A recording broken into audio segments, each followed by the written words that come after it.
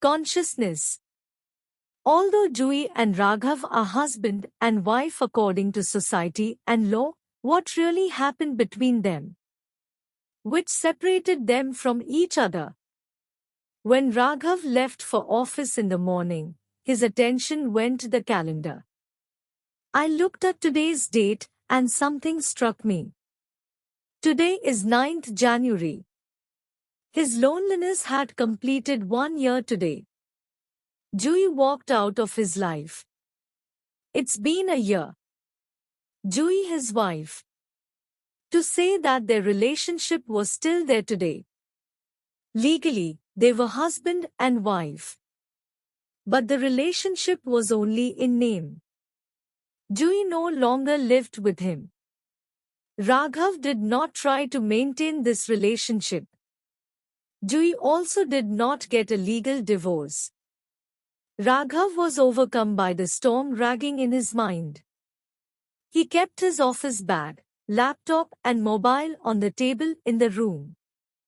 He turned to his cupboard saying to Shanti, the maid who was working, to make a cup of coffee. There was a blue wallet in it. Raghav was written on the envelope in very neat letters. Juhi's beautiful handwriting was one of her characteristics. Raghav, today I am trying to express my grief on these blank papers. Actually, my hands are burning while writing. By the time you receive this letter, I will be gone from your life. I can't stand your stupid life. Just wanted to tell you a few things before we go. Yesterday I had the same scary dream again. You took me to some party in your office. After saying hello to some acquaintances, I chat a little and every now and then everyone gets a twisted, murderous smile on their face.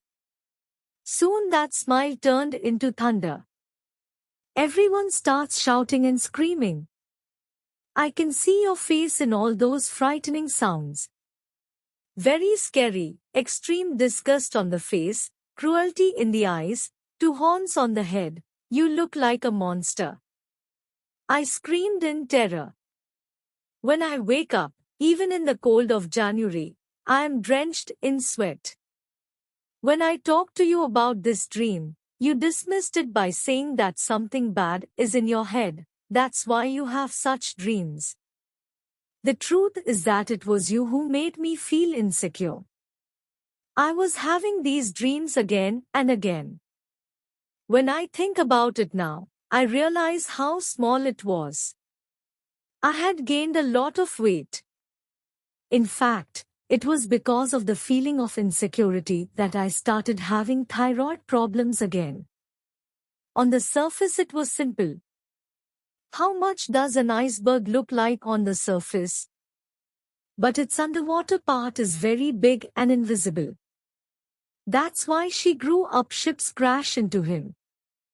It was like the invisible work that happened to me. I used to be lonely due to fear and lack of support. Raghav's eyes filled with tears as he read. He remembered how angry he had been recently. He used to get angry over the smallest things. It had become his routine to vent all his anger on Juhi. It wasn't like that in the beginning. Their married life was very happy. He changed a lot due to gradual abandonment of work, fierce competition in the job. He used to take out all the frustration on Juhi. Actually, Raghav did not dare to read further. But it must be read, that was his punishment. He started reading. A blood test done 8 months ago revealed that I have hypothyroidism. So the weight increases. What was my fault?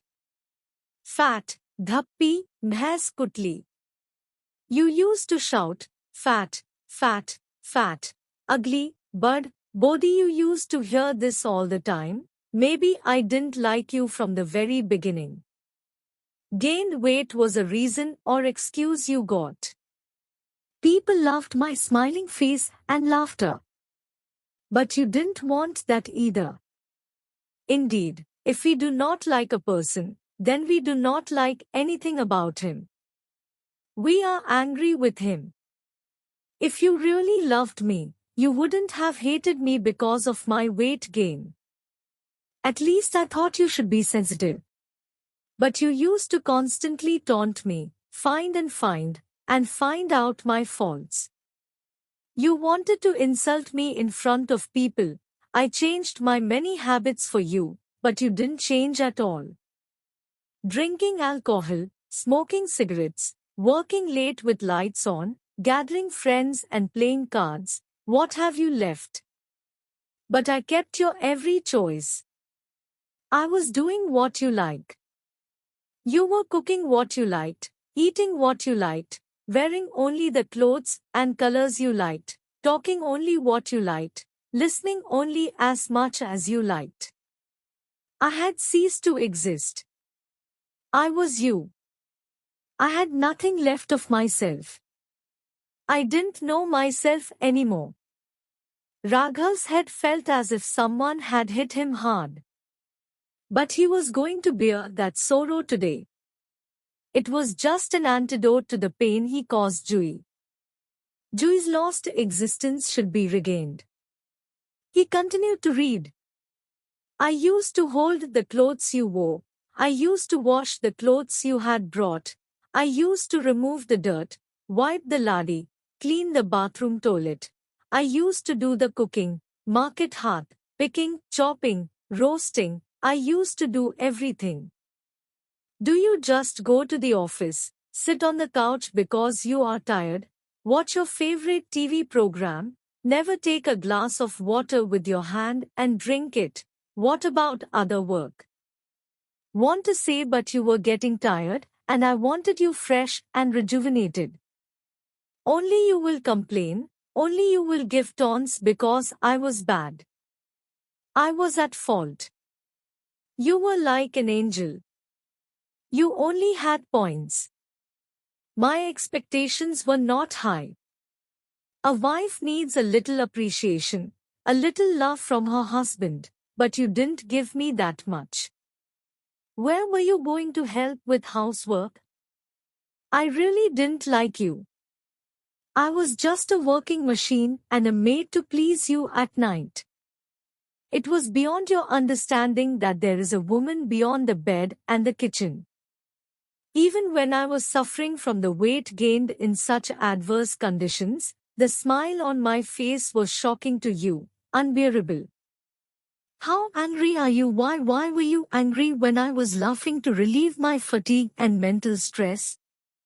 What about those troubled days and countless sleepless nights in your company? Why do you think I should be ashamed of my weight? Was it just my fault? Shame on you. You hurt me. Raghav, you know, you are going bald. You got a nasty wart on your face, but I never said it made you look bad. In fact, you used my weight gain as an excuse. It was an excuse to anger you, to insult me. Now my thyroid is under control. I have reduced my weight considerably with regular medication, exercise, and pranayam. Yet you never said a single word to me. I used to look at you with so much hope. I wanted to see if you could feel the change in me.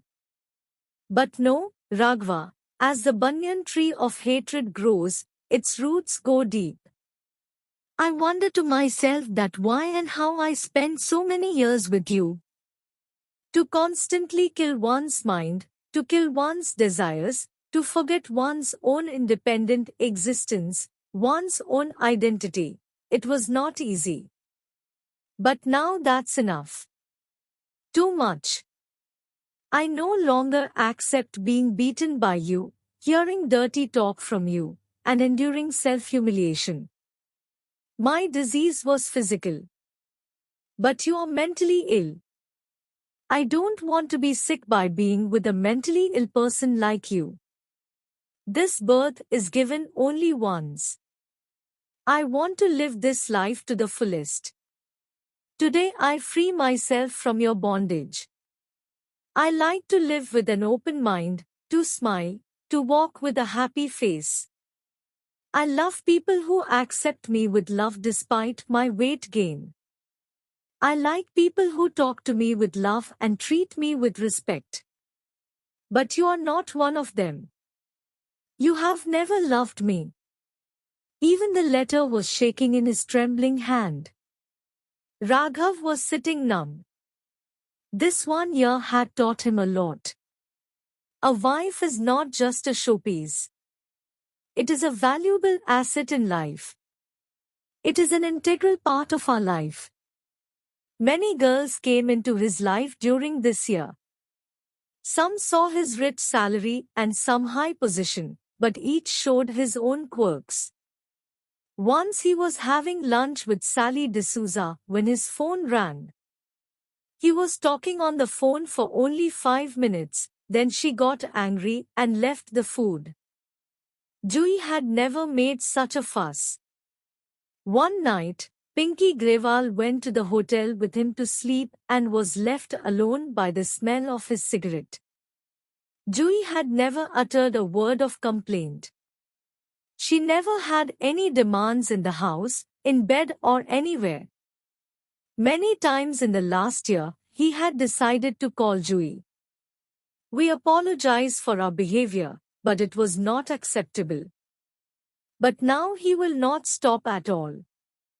He is going to go to her right now and ask for her forgiveness. He is aware of her greatness. He is aware of her hardships. He is grateful for her sacrifices for him. He owes her. Not only this, but he is going to say that he loves her smile. He will take care of her hypothyroid. He loves her. He likes her very much the way she is. Today's story is for you. Let us know how you feel. Tell me for sure. Liked the story? Like the channel, share it. And subscribe the channel. Thank you friends.